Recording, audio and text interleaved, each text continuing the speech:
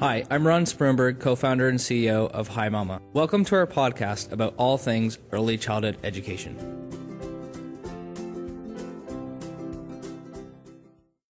In this week's episode, we explore how the simple concept of opening yourself up to change and challenging your beliefs as an early childhood educator can have a significant impact on your relationships with children.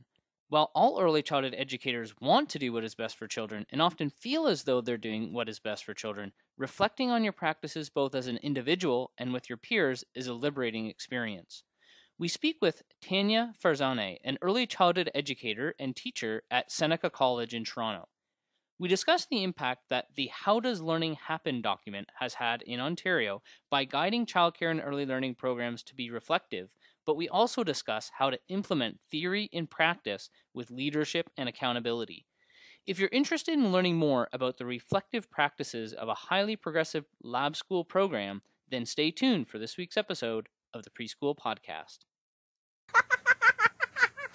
Tanya, welcome to the show. It's so great to have you on the Preschool Podcast. I always like to start things off just having our listeners learn a little bit more about you and your background. So maybe you can tell us about how you got into early childhood education and why you're so passionate about it. Okay, sure.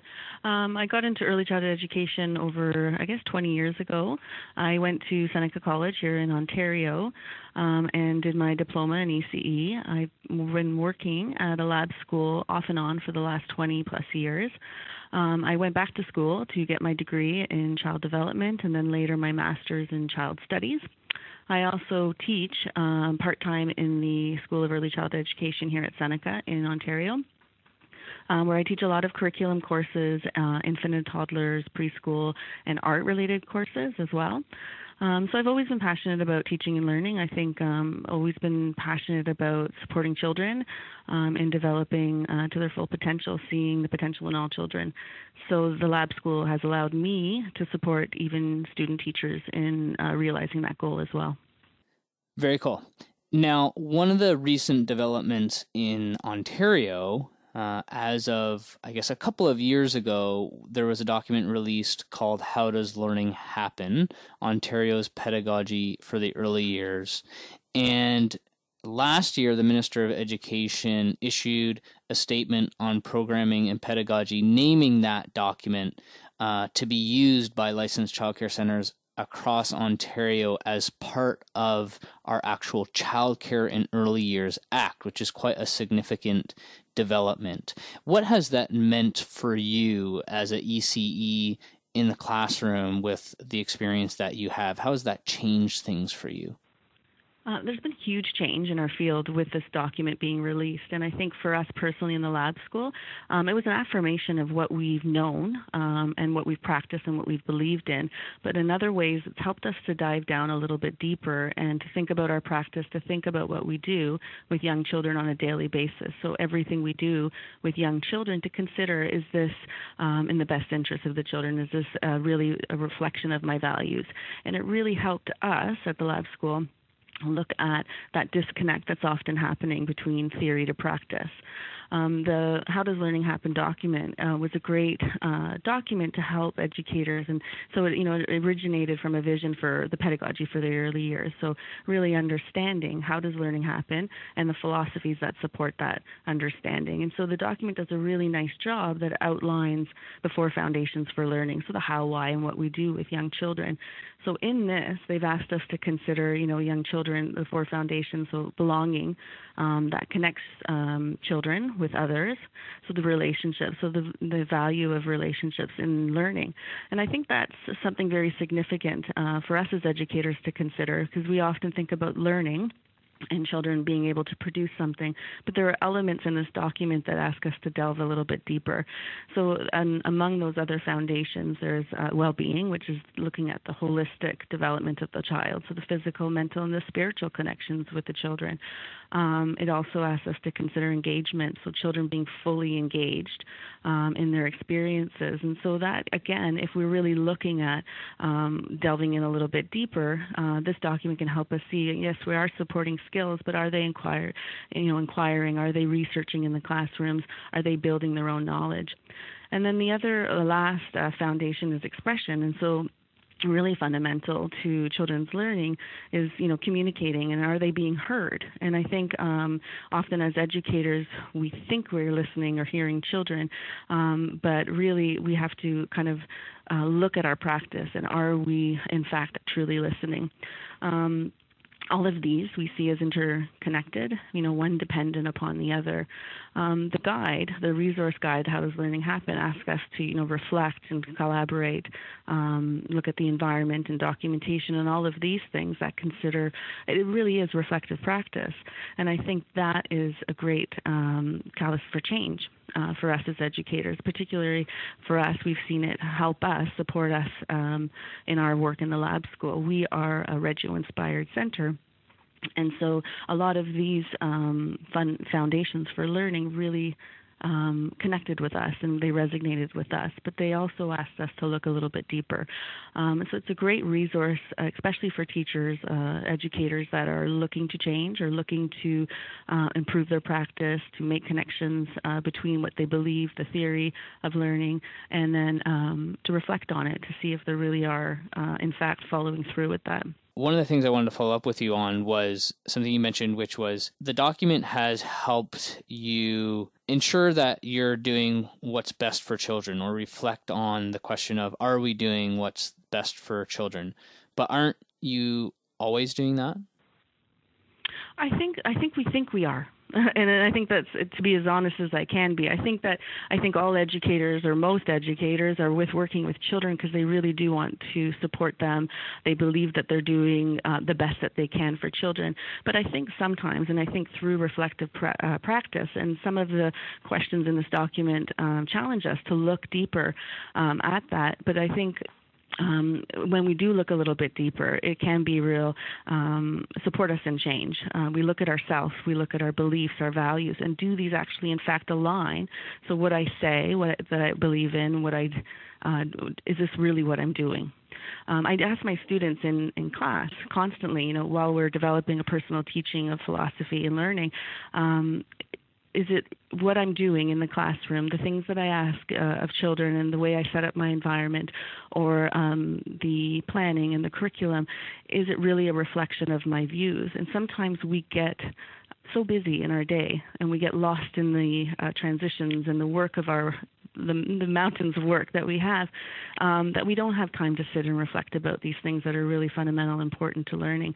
And I think this document has supported us in looking a little bit deeper, asking educators to dig deep, to look at, what are we doing, why are we doing it, and is this really connecting and reflecting what we believe? Mm-hmm. Interesting. Now, one of the things that I might say the document is quite bold. It's quite a big step forward for a lot of childcare and early learning programs. And I think maybe at a lab school at Seneca, you might be a little bit more progressive. I know you mentioned it was sort of an affirmation of what you've already known, but there's other childcare and early learning programs that might not be as progressive in terms of their practices and being, Reggio inspired, for example, implementing emergent curriculum into their programs. And for them, it might be a little bit more challenging. And I know you mentioned theory to practice, and I think that's something that might be challenging for people with this. So do you have any suggestions for other educators in Ontario or other places where they're trying to be a bit more reflective in their practice about what that actually means? How do I apply this? I think, yes. I think for ourselves here in the lab school, we've been on a continuous journey of change.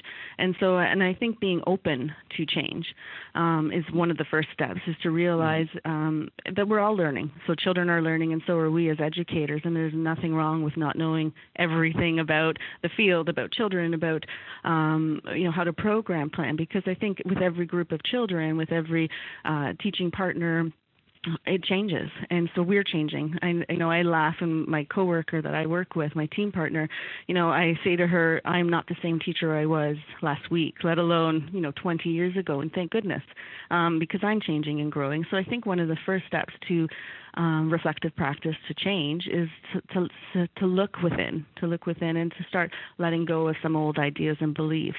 We started this many years ago, but it's been a slow progress as well. So often I tell students when they're coming in from their field work and they're maybe frustrated because they're saying, you're telling us this in theory, but I'm not seeing it in practice, and what do we do? And so there is that need that I think educators have to challenge those long-held beliefs, and sometimes I call them, the urban legends of childcare. We say that we have to do one thing, or children are not allowed to, walk up the slide or climb up the slide, and so to start challenging those kind of long-held beliefs that children are telling us what they need, and we should be listening to that. I ask, students and my colleagues and so on, what is our image of the child, for instance? What is our image of the teacher and families? And challenge one another, I think, as well. I think, going in and asking, is our curriculum truly, for instance, emergent, or whatever philosophy we're prescribed to? Is it child-based, child-led? And how do we know this? How do others know this? How is this visible as others, if they were to come in? And I think once we start looking at that and really honestly reflecting and sometimes challenging one another, it's not always easy. And sometimes we rock the boat, and sometimes, but that's change, and change is sometimes difficult. But the benefits of it, and to see the learning that transpires for not only children but for staff as well, it can be liberating, it can be freeing. There's a lot of benefits to kind of digging in and seeing the potential of growth for all. Yeah, it sounds like what you're saying is that a lot of it is really just changing your point of view or your frame of mind to look at things and think about things in new and different ways. Is that right? I think so, and I think this document and many other early learning frameworks are asking us to do this now. They're asking us, to have the desire to change and to grow as reflective practitioners. We're constantly changing, hopefully, to seek a higher standard, for ourselves and for the children and families that we care for. And I think part of our we were happy with the with the How Does Learning Happen document was because the principles resonated with us. But I think they can resonate for many because we do all want, hopefully, what's best for young children. And this document, as well as others, are asking us to hold common beliefs, right? And so to see those connections among all of us as educators. And there's many different principles that are outlined within this document that support kind of a shared belief based on research, based on what we know, how children learn, that we can have a common language, a common understanding. So I think in and that of itself is enough reason to want to change, to be better, to raise our standards. And what do you think is the part of this change that has affected you most? That's a tough one. There's many. I think one of the most significant ones, I think, would probably be the image of the child. And I see this often, and I see this with colleagues, people in the field that we consult with, and so on. So educators may say, if you ask, what is your image of the child? And there's varying views, and many of us have read many documents, this document in itself, or if you've read Behind Reggio Inspired Teaching and Learning, they'll say the image of the child is one of capable, competent, creative, resourceful, and so on and so forth. But when we look at someone in practice and we say, okay, you say this, but what does that look like in the classroom when you're, for instance, pouring the milk for the child or putting on their shoes, or a child wants to climb up the slide and you're saying no, or on furniture? How can we turn that around so that you are saying in your actions, yes, I see you as capable, I see you as competent. So there has to be that transparency in our classroom. And I think you build that in to the culture of the class when we look at our views, when we examine them and say, why am I saying no? and how can I make this no a yes in terms of the image of the child? I think and for us, that was a huge turn in our philosophy, is looking at, okay, so we say this, but when we do this, it's not a reflection of the view of a competent, capable child. And many staff were a little bit ruffled in the feathers, and many were unsettled by it. But with a little bit more discussion and respectful discussion, we all have different views, we all have different opinions, but there's hope to come together to have some consensus, some mutual understanding. So for us, we looked at the competent child and the image of the child and challenged one another. And one summer, many years ago, we read online, and that's another piece to kind of getting out there and being open to other perspectives and others in the community. And so we had read a challenge online about what's one rule you'd let go of. And it goes with the image of the child. And so all of us came in and we had different rules. And so one of them for me was, why can't they walk up the slide? Or that they're telling us what they need. And so some staff were, it's not safe, it's not that. And the children are telling us what we need, what they need. Right. So, and it became a huge kind of inquiry for us as practitioners. The children climbed up the slide. They were successful. They were happy. They felt empowered. They felt capable, competent. That's a direct reflection of that view. And so that little change sparked many, many changes along the way. And to this day, we still challenge one another. We're in a comfortable place now, somewhat, most of the time, to say that's not quite a reflection of our views.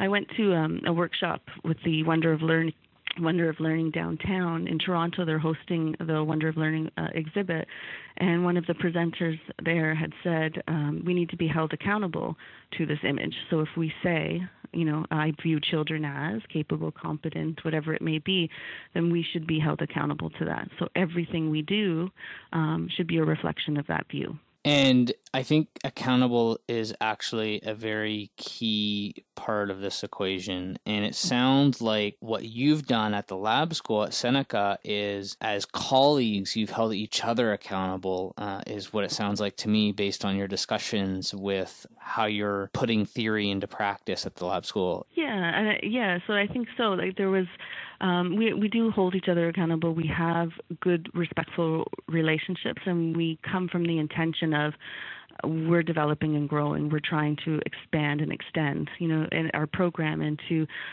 put our theory into practice, to be visible to our community, because our community is quite large, with students, with visitors, with our faculty, and so on, our families. And so, there was that accountability for sure on our end to model, the best that we can in early childhood education. And for some, it's a difficult shift to let go, and I know many in the field have a problem. Sometimes there's letting go of power. It could be scary. We don't know the end. There's uncertainty. But I think trusting in children and knowing that they will show us what they need, and they will tell us in many ways and challenge us perhaps. But often what happens, often teachers will push back and say no, right, to children, and don't climb that, or don't do this, and this is, that's not safe, and all of those things. But we need to find ways to say yes. When we do, children, again, feel empowered. They feel that sense of competency. They own it. And I think we saw that in our children, and that kind of propelled us even further. So we're letting go. We're, releasing some of that power. And when we share power in the classroom with children, they rise. Yeah, I really liked your example of the walking up the slide because it's such a visual thing too. It's just a thing. No, you're supposed to go down the slide. That's the whole point of the slide. You hear it all the time. You hear it it's like an urban legend, like who made it up and why. And yeah, maybe they'll bump their head the first time, a slight little bump, and it won't be major, but they'll learn. They'll learn, and they'll get up and they'll try again, and that's part of learning. What I'm trying to understand is the point that you've brought up a couple of times around theory to practice, and how do you close that gap of what you're saying is your image of the child and what you're actually doing in the classroom. And holding each other accountable sounds like something you're doing, and then also it sounds like another key aspect for you is seeing the results of the changes you're making in the children themselves, seeing them feeling empowered, and the impact that has, right? Yeah. It's a reciprocal relationship. So all of those things are happening, together as one. And you see the changes within the children, and you see them within the adults and the student teachers and our families even, because we document all of these things. And we reflect on it, and we're sharing this growth, our growth, with our community here. And so it trickles out, and then someone else might say, okay, maybe I'll let go of a child pouring paint onto their hands or applying it to their hands, and then we see the creative potential that's released through that, and then it catches on. And we see the joy in learning, we see the wonder and the fun, and that comes back into the classroom as well. Children are joyful, educators are joyful, and this is how learning happens. Absolutely. And what role do you think administrators play in this? Because I would imagine that it'd be very difficult to make these types of changes successfully without the leadership of the programs being 100% on board with us behind it.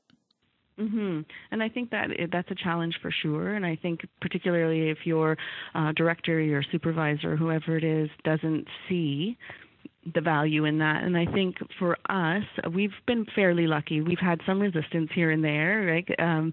But that was part of their change as well, so their process of change. And so a lot of what we did was document this process, to share this, the triumphs, the victories, wow, look at this moment of learning. Look at the face of this child in this photo when he made the top of the slide. We actually have a video of one particular boy making it up, and the joy, and when he finally reached the top, and his peers screaming and clapping. It was truly, one of those. And so kind of sharing those with, the governing bodies, the people who are in charge, I think can help us. And so we're making, we're risk assessments. So we're not putting children in danger and all of those things, but we know and we trust that children will tell us what they need.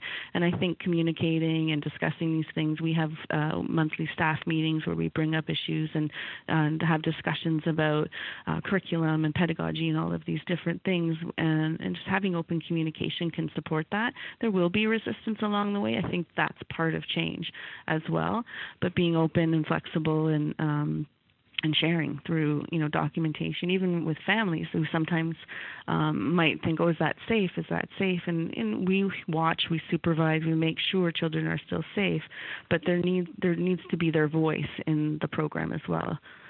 So that's a good point you raise about families, because they're another key stakeholder here as well. And how are you involving and engaging families in this process at the lab school? Mm-hmm. Well, we have relationships in general are a huge piece of our philosophy here. Some of what comes from Reggio as well as being Reggio inspired, but our families are part of our program in every way we can bring them in. I think daily encounters with them, respectful relationships are a key in our whole learning environment, but particularly with our families. They're welcome into our program whenever they'd like. They stay often. They're invited to play. We're inviting our families in to share that with them through documentation as well. We do a lot of documenting in children's portfolios, journeys of learning we call them, that we share with families. So they're continually a part of the learning journey of the children. They have a voice in the center. They have opportunities to share what's been going on, how they interpret the learning, and all of that as well. So it's a real mutual reciprocal relationship between families, and that's one of our goals. Is it's not just about you need diapers and wipes today and you forgot the hat and all of those things. I think that can cause a disengagement, but when you genuinely share their child's learning and how you're supporting them and the joys of it throughout the day, I think that builds connections and relationships. Yeah, and that's something that's come up in this podcast before as well, in terms of almost educating the parents on, what you do as early childhood educators, and, what is Reggio inspired practice? What is your image of the child, and how are you implementing that in the classroom? I think is very important for them to know those types of things, because a lot of parents, quite frankly, aren't familiar with a lot of these concepts. Mm-hmm. And so when families are originally coming to register or doing tours, like we spend a lot of time explaining our pedagogy, our philosophies, because it might not be right for them, right? And that's okay, And so we talked about, that we believe children are capable and competent, and they may try this, and our environment is really rich and full of potential, and this is why it's set out this way, and we have a lot of natural materials and nature, and because it's, it's a passion of ours, and we want to connect children to nature. So we go through all of these things and with them, and they can ultimately decide if we match what their values and beliefs are. Some families, we will spend more time on, children's expression or their 100 languages to help support families in understanding perhaps how their child learns or how their child expresses themselves. So there is a lot of investment in that, in talking with families and building those relationships and their understanding of our pedagogy and our philosophy, because ultimately they become, excited and enthusiastic, and their child hears it, and the child sees the relationship too as well between child and teacher. Teacher and parent. Yeah. I mean, at the end of the day, you can't really go wrong with transparency, in my view, because you're just sort of showing it as it is. Now, you mentioned 100 languages of children. What does that mean? 100 languages of children. So it comes from the philosophy of Reggio.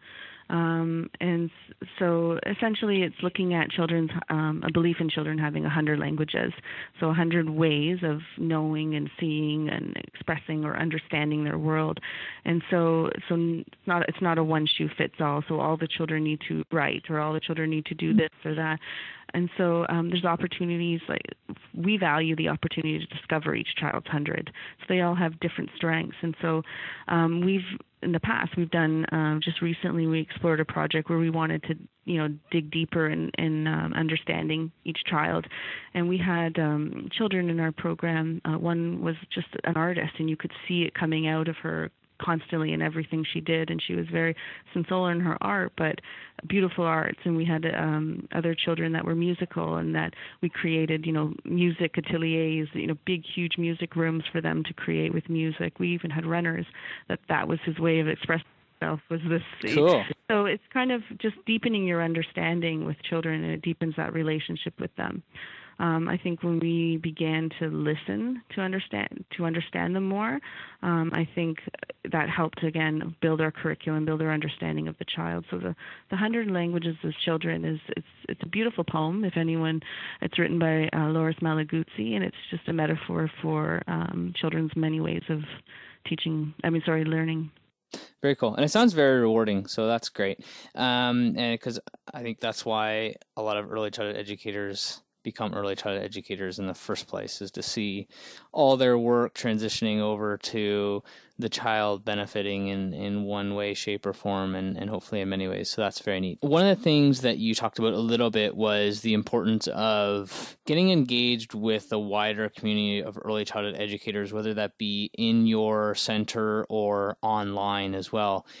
Where do you go to get information about what's happening in early childhood education around you? I'm a part of a few professional organizations, so the Ontario Reggio Association for one. I'm also a volunteer there. I volunteer at the York Region Nature Collaborative, which is an organization connecting children to nature.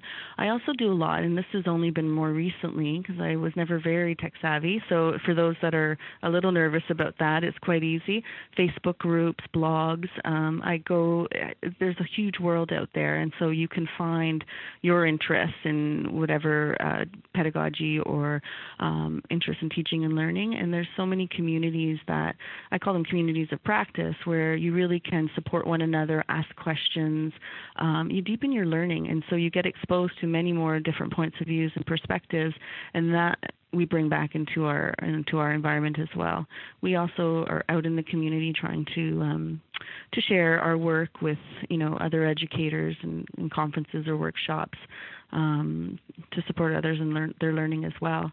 So I think it's important. Awesome. And what excites you most about what's happening in early childhood education right now? I think one of the things that's exciting me the most is this huge move towards connecting children to nature, I think. I actually wrote my MRP on that. Oh, cool. And I think there's a lot of connections to, connecting children to nature. We know it's important. We know they're not getting enough time in nature, and they're losing that connection with it. And so I think that's really, really significant. There's a lot of information on forest schools, and even just some of the connections between forest school and Reggio practice is really significant. So I actually did my MRP on connecting children in natural outdoor playscapes with a Reggio kind of lens. But just, the use of classrooms outdoors, and so, nature inspired classrooms out on the playground rather, so kind of reconstructing and looking at our play spaces outdoors as actual learning environments rather than a place to burn off steam, which is fine. We all need that. But I think there's so much potential in the outdoor environment that we often overlook it. So I think there's a big kind of move towards that, and there's a real potential to see where that will go in terms of the learning environments. Here we place equal value on our outdoor learning environment. So we have mud kitchens outside, and block building, and art, and a music atelier, and all types of things, because we see the value of that. And some children resonate with that, and we plant gardens and all of that. So I think that's a big trend that's up and coming. We've been doing it for many years, but it's nice to see that others are seeing the importance of connecting children to nature. Yeah, a lot of people are talking about that right now, and it's one of those. I feel like it's one of those things where you think, why weren't we doing this before? It just makes so much sense. Right. I think, we were lost a little bit in terms of trying, all the phonics and all the other things that we forgot about, that one, significant piece where they need to have a connection, an ecological identity with their place, right? Yeah, it was almost like exactly like I think you said it almost perfectly. Where it's like you just like put up a little playground thing, and then you tell the kids to go outside and sort of burn off their energy. Right, and that's another place where teachers can reflect on, am I standing on the sidelines with my arms crossed while the children run, or am I missing this opportunity to really engage or explore? Where is there a little natural, place just outside of our playground walls? And I think we get so stuck in the same routines that we forget, and I think there's so many opportunities, to take children out and to expose them, right, to their own environment, natural, and So very exciting stuff that's happening in Ontario at the lab school at Seneca. Perhaps some people may want to get in touch with you to learn more about how you've implemented How Does Learning Happen and a Reggio-inspired practice at Seneca. If people wanted to find you online, what's the best way for them to find you, Tanya? They could look me up on Facebook, so it's just Tanya and my last name, Farzaneh, on Facebook. I also have a Pinterest account, which is Tanya Farzaneh as well, and they can email me at senecacollege.ca. Awesome. Tanya, thanks so much for coming on the show today. It's been wonderful learning more about how you are implementing How Does Learning Happen at Seneca and following a Reggio-inspired practice that is holding everyone accountable, and you're seeing the results of that work. And it's super exciting to me to see how you are moving theory into practice. Very exciting stuff. Thanks so much. Thank you. Thanks for having me. What's your name? Michaela. Michaela. How are you? Hi. You having fun playing? Yes. It's a nice day, isn't it? Yes. Yes. What's your favorite thing to play out here? Playing monsters. You like to play monsters? Do you like the swings? Okay. What else you like to do? Play my Dora bike. Oh, with your Dora bike? Oh, okay. Do you ride fast? Yes. Yep. Okay. Well, have fun here. All right.